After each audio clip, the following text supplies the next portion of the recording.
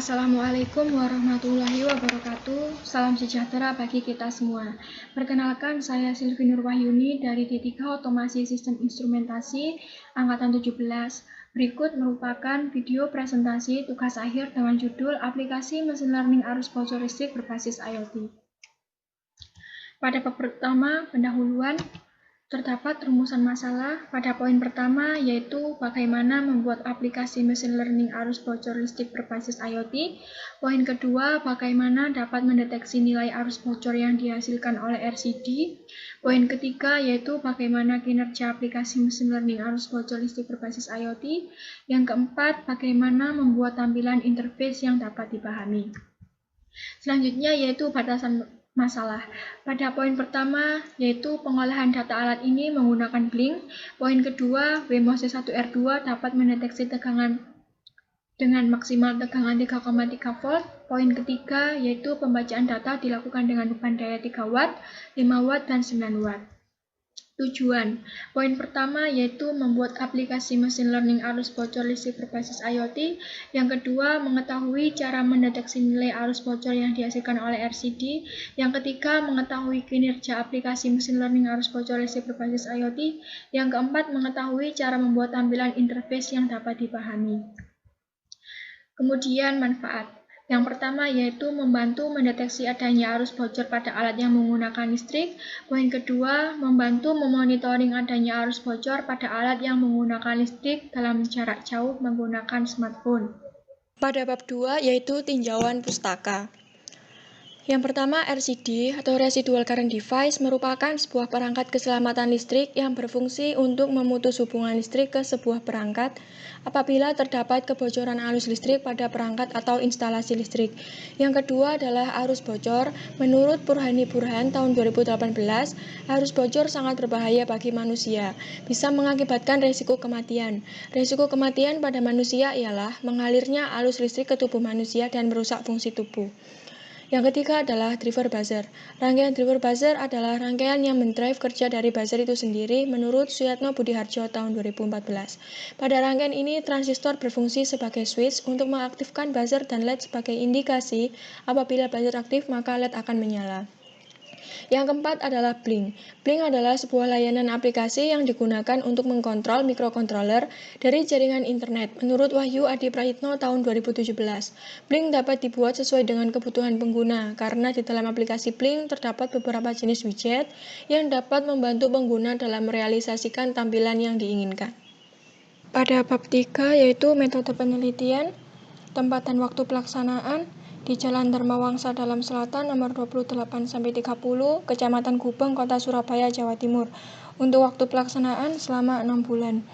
Berikut merupakan alat dan bahan yang digunakan. Untuk alat yaitu solder, penyedot timah, multimeter digital, bor listrik, dan mata bor obeng. Untuk bahan yaitu WMOS C1R2, transformator, kapasitor, fuse 1 ampere, buzzer 5 volt, switch toggle, PCB, terminal 3 dan 2 input, resistor, transistor 2N222, dioda 1H4148, toroida 3 coil, IC regulator, dioda bridge 1 ampere, dioda Zener, LED 5 mili, akrilik, kabel jumper, dan resistor. Berikut merupakan prosedur penelitian pada tahap pertama yaitu tahap persiapan, kedua tahap perancangan alat, ketiga tahap pembuatan hardware, yang keempat tahap pewujudan alat, yang kelima tahap pembuatan software, yang keenam tahap pembuatan interface, yang ketujuh tahap pengambilan data, dan yang terakhir tahap analisis data. Berikut merupakan diagram blok sistem alat di mana sumber PLN terhubung dengan RCD, RCD dihubungkan dengan beban listrik, sehingga output RCD terhubung dengan rangkaian penyearah 3,3 volt agar tegangan yang diperoleh dapat dibaca oleh WMOS. Untuk power supply WMOS didapatkan dari sumber listrik PLN, kemudian diturunkan menggunakan trafo dan dihubungkan dengan rangkaian penyearah regulator 9 volt untuk mengubah tegangan AC menjadi tegangan DC sebesar 9 volt. Kemudian menjadi power supply untuk board WMOS.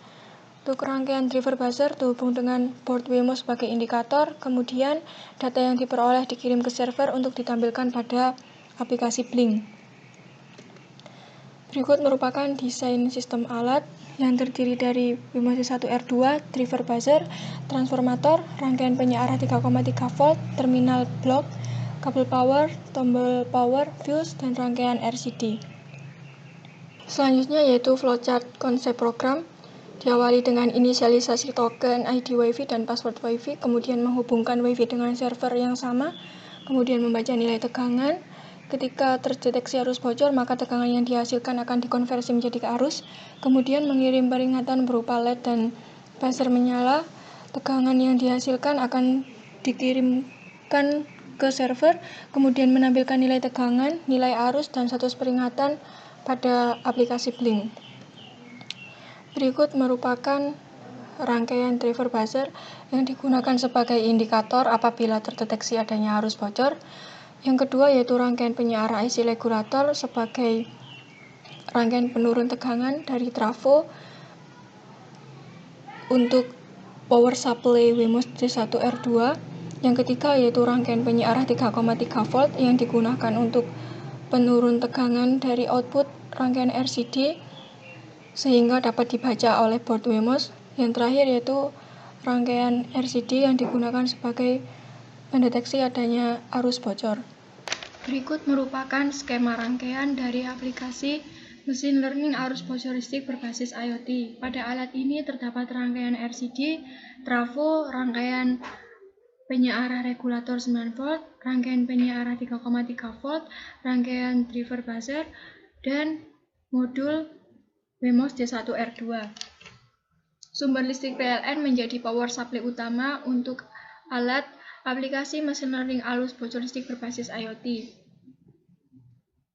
Untuk mendeteksi adanya arus bocor, maka toroid 3 coil yang terdiri dari coil A, coil B, dan sensing coil. Pada coil A terhubung dengan beban listrik yang pada kesempatan ini menggunakan beban lampu LED, kemudian dihubungkan dengan sumber listrik PLN 220 volt. Untuk coil B terhubung dengan switch toggle dan power supply 0 volt.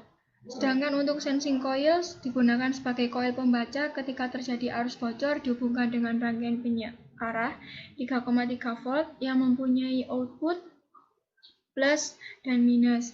Pada saat merubah switch dari keadaan arus normal ke arus bocor, kedua kumparan yang terdiri dari coil A dan coil B memiliki perbedaan tegangan yang besar.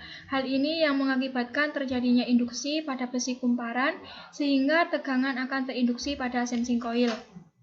Tegangan yang dihasilkan oleh sensing coil berupa tegangan AC yang menyebabkan tegangan yang dihasilkan tidak teratur. Nantinya tegangan tersebut akan dibaca oleh WMOS D1R2, maka digunakan rangkaian penyearah yang dapat mengubah tegangan AC dari output sensing coil menjadi tegangan DC. Dari spesifikasi WMOS D1R2 hanya dapat menerima tegangan maksimal 3,3 volt, maka pada rangkaian penyearah terdapat dioda Zener sebesar 3,3 volt yang bertujuan agar tegangan yang dihasilkan di bawah 3,3 volt sehingga WMOS dapat membaca data dengan baik. Output dari rangkaian penyearah 3,3 volt ini terhubung dengan pin analog A0 dan ground pada WMOS D1R2 sebagai pembaca data. Untuk power supply board WMOS D1R2 menggunakan listrik PLN, namun pada spesifikasi WMOS D1R2 untuk power supply memiliki kapasitas maksimal 12 volt, sehingga menggunakan trafo sebagai penurun tegangan dari 220 volt menjadi 12 volt.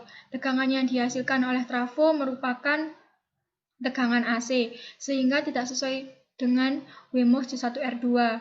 Kemudian digunakan rangkaian penyearah IC regulator 7809 yang mempunyai tegangan maksimal 9 volt agar tegangan output yang dihasilkan lebih stabil dan menjaga WMOS agar tidak cepat panas.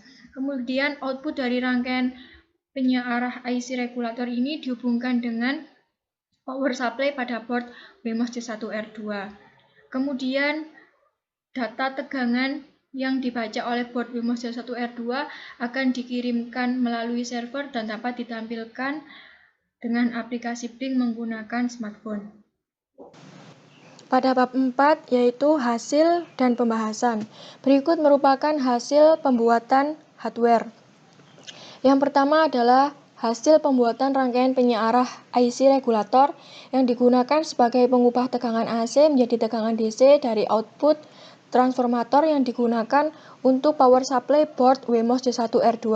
Yang kedua adalah rangkaian penyearah 3,3 volt yang digunakan untuk mengubah tegangan AC yang dihasilkan oleh sensing coil menjadi tegangan DC yang hanya mempunyai maksimal tegangan 3,3 volt.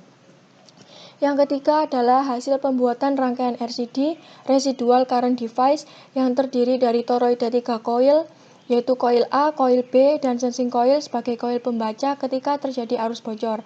Pada rangkaian RCD terdapat switch toggle yang terhubung dengan coil B dan lampu sebagai beban yang digunakan. Yang keempat adalah hasil pembuatan rangkaian driver buzzer. Rangkaian driver buzzer pada alat ini digunakan sebagai indikator ketika terdeteksi adanya arus bocor. Berikutnya merupakan analisis kerja alat. Dalam pengujian ini dilakukan untuk memberikan beberapa kondisi tegangan masukan untuk mengukur tegangan keluaran dengan menggunakan beban WMOS D1R2 menggunakan pengukuran multimeter digital. Disimpulkan bahwa walaupun nilai tegangan masukan yang diberikan berbeda, maka tegangan keluaran yang dihasilkan tetap stabil dengan nilai 9 volt. Dikarenakan menggunakan IC 7809 yang mempunyai output tegangan maksimal 9 volt. Selanjutnya yaitu pengujian arus bocor menggunakan rangkaian penyearah 3,3 volt.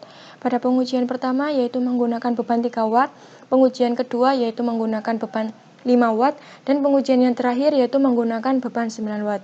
Pada pengujian menggunakan beban 3 watt mendapatkan rata-rata tegangan sebesar 2,036 volt untuk arus 0,284 mA.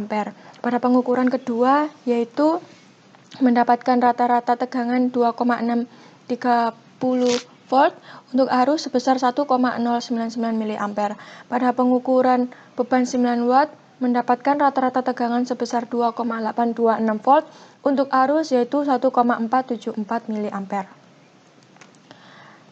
Yang ketiga adalah pengujian rangkaian driver buzzer yang digunakan untuk mengetahui beberapa tegangan yang digunakan untuk menyalakan rangkaian driver buzzer. Pada percobaan yang pertama sampai ke 15 mendapatkan rata-rata pada saat kondisi arus bocor dapat menyala dengan tegangan 3,28 volt. Berikutnya merupakan pengujian terhadap 3 jenis beban yang berbeda. Pada pengujian pertama yaitu menggunakan beban 3 watt. Pada saat kondisi arus normal menghasilkan tegangan dengan rata-rata 0,012 volt, sedangkan pada saat kondisi arus bocor menghasilkan tegangan sebesar 2,150 volt. Untuk pengujian kedua yaitu pada beban lampu 5 watt. Pada saat kondisi arus normal menghasilkan nilai tegangan rata-rata sebesar 0,026 volt, sedangkan pada saat kondisi arus bocor menghasilkan nilai rata-rata tegangan sebesar 3,019 volt. Yang ketiga yaitu pada beban 9 watt. Pada saat kondisi arus normal menghasilkan tegangan dengan rata-rata 0,039 volt, sedangkan pada saat kondisi arus bocor menghasilkan tegangan dengan rata-rata 3,157 volt. Berikutnya merupakan perbandingan tegangan pada saat kondisi arus normal dan arus bocor. Pada grafik yang pertama yaitu perbandingan tegangan pada saat kondisi arus normal dengan daya yang digunakan. Selanjutnya yaitu grafik perbandingan tegangan pada saat kondisi arus bocor dengan daya yang digunakan. Berikut merupakan perubahan nilai pada setiap tegangan. Perubahan nilai pada setiap tegangan dari tabel dapat diketahui nilai rata-rata tegangan pada saat kondisi arus normal dan arus bocor. Pada kondisi arus normal didapatkan rata-rata setiap beban untuk beban 3 watt sebesar 0,012 volt, untuk beban 5 watt sebesar 0,027 volt, untuk beban 9 watt sebesar 0,039 volt. Untuk rata-rata nilai tegangan kondisi arus bocor untuk beban 3 watt sebesar 2,150 volt, beban 5 watt sebesar 3,019 volt, untuk beban 9 watt sebesar 3,157 volt. Untuk mengetahui kenaikan beban maka menggunakan persamaan sebagai berikut. Kenaikan beban 2 terhadap beban 1 sebesar 40,4%, kenaikan beban 3 terhadap beban 2 sebesar 4,57%, sedangkan untuk kenaikan beban 3 terhadap beban 1 sebesar 46,8%. Sehingga disimpulkan bahwa semakin besar beban yang digunakan, maka semakin kecil nilai kenaikan beban. Selanjutnya yaitu hasil rata-rata dari pengujian nilai arus bocor dengan tegangan output menggunakan multimeter. Dari beban daya 3 watt, 5 watt, dan 9 watt didapatkan nilai rata-rata tekanan output dengan rata-rata nilai arus bocor sebagai berikut. Dari tabel berikut dibuatkan grafik untuk perbandingan nilai ketika kondisi arus bocor dengan tegangan output rangkaian penyiar menghasilkan persamaan sebesar Y sama dengan 0,595X dikurangi 0,2377 dengan nilai regresi linear sebesar 0,9564. Dari hasil persamaan berikut digunakan untuk mengkonversi tegangan menjadi arus pada program Arduino IDE yang akan ditampilkan pada aplikasi Blink. Selanjutnya yaitu pembuatan program Blink pada Arduino IDE. Yang pertama melakukan inisialisasi token, ID Wi-Fi, password Wi-Fi, dan IP server, kemudian menyambungkan Wi-Fi dan server Blink, kemudian membaca nilai tegangan. Apabila tegangan lebih dari 1, maka virtual LED, virtual LCD bertuliskan arus bocor pada Blink dapat menyala, kemudian tegangan yang dihasilkan dikonversikan menjadi arus, dan data dapat dikirimkan melalui server. Kemudian apabila tegangan kurang dari 1, maka virtual LED, virtual LCD bertuliskan arus normal pada Blink akan menyala, kemudian tegangan yang dihasilkan akan dikonversikan ke arus, dan data yang dihasilkan dapat dikirim melalui server. Selanjutnya yaitu program Arduino IDE. Yang pertama yaitu melakukan inisialisasi library. Selanjutnya melakukan inisialisasi token, ID Wi-Fi, dan password Wi-Fi yang digunakan. Berikutnya melakukan inisialisasi IP server dan pin output pada rangkaian driver buzzer. Pada void loop dilakukan pembacaan pin data pada analog read pin A0 pada board Wemos. Untuk flow tegangan diketahui dari pembacaan pin yang digunakan pada board Wemos dengan tegangan maksimal 3,3 volt dengan resolusi data maksimal 1023 dikalikan nilai tegangan yang dihasilkan dari pin A0. Kemudian untuk float arus dihasilkan dari persamaan yang diperoleh dari perbandingan nilai arus bocor dengan tegangan output yang dihasilkan dari perhitungan multimeter. Selanjutnya yaitu pemberian syarat. Apabila tegangan lebih dari 1, maka LCD pada virtual pin V0 bertuliskan arus bocor, sedangkan LED 1 untuk indikator arus bocor dapat menyala, sedangkan untuk LED 2 untuk indikator arus normal tidak dapat menyala, dan pin output untuk rangkaian driver buzzer aktif. Jika tegangan kurang dari 1, maka LED 1 untuk indikator arus bocor tidak dapat menyala. Untuk LCD bertuliskan arus normal, sedangkan untuk LED 2 sebagai indikator arus normal dapat menyala, dan pin D7 sebagai indikator arus bocor tidak dapat menyala. Yang terakhir yaitu inisialisasi variabel Blink yang digunakan untuk pengiriman data secara online. Berikut merupakan inisialisasi yang digunakan untuk menampilkan nilai tegangan dan arus pada aplikasi Blink. Selanjutnya yaitu tampilan aplikasi Blink. Tampilan Blink terdiri dari superchart untuk menampilkan grafik. Selanjutnya yaitu label value untuk menampilkan nilai tegangan dan arus, LCD untuk menampilkan indikator teks, sedangkan LED untuk indikator arus bocor berwarna merah, sedangkan untuk arus normal berwarna putih. Selanjutnya yaitu tampilan pada saat kondisi arus bocor. Pada LCD bertuliskan indikator arus bocor dan LED menyala dengan warna merah, sedangkan untuk tampilan kondisi arus normal, LCD bertuliskan arus normal dan indikator LED berwarna putih. Berikut merupakan hasil selisih pengukuran dan percent error. Dari hasil pengukuran percent error dari tabel dapat diketahui selisih pengukuran dan percent error. Selisih pengukuran didapatkan dari selisih perhitungan rata-rata pada aplikasi Blink dan perhitungan rata-rata pada multimeter. Untuk beban 3 watt, selisih pengukuran sebesar 0,008 mA, sedangkan untuk daya 5 watt sebesar 0,021, untuk daya 9 watt sebesar 0,021, sehingga didapatkan rata-rata selisih pengukuran sebesar 0,016 mA. Untuk percent error pada daya 3 watt dengan 2,8%, daya 5 watt 1,9%, dan 9 watt 1,3%. Dari 3 data tersebut didapatkan rata-rata percent error sebesar 2%. Untuk mencari percent error, maka menggunakan persamaan sebagai berikut. Untuk hubungan Blink dengan machine learning, yaitu data yang diperoleh dari aplikasi Blink akan dikirim ke server untuk diolah ke dalam machine learning. Data tersebut digunakan untuk analisa sebagai arus normal dan arus bocor. Penentuan kondisi arus normal dan arus bocor dievaluasi ulang oleh server, yang artinya batasan untuk menentukan kondisi arus normal dan arus bocor tidak dilakukan dengan batasan 1 volt, sehingga batasan tersebut ditentukan sendiri oleh machine learning. Dan yang terakhir adalah bab 5, kesimpulan dan saran. Untuk kesimpulan pada poin pertama, yaitu aplikasi machine learning arus bocor listrik berbasis IoT dibuat menggunakan rangkaian RCD yang digunakan untuk mendeteksi arus bocor.